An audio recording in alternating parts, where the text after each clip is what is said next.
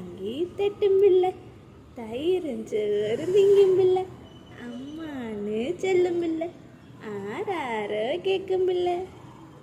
நீ படி, நீ பாட்டு படிடி பப்புக்குட்டி. எப்படி பாட்டு படிப்பேன்?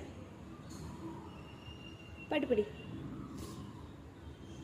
அணிலே அணிலே ஓடி வா, அழகு அணிலே ஓடி வா, கொய்யா மரம் ஏறி வா, குண்டு பழம் கொண்டு வா, பாதி பழம் என்னிடம் மீதி பழம் உன்னிடம், கூடி கூடி இருவரும் கொறித்து கொறித்து தின்னலாம்.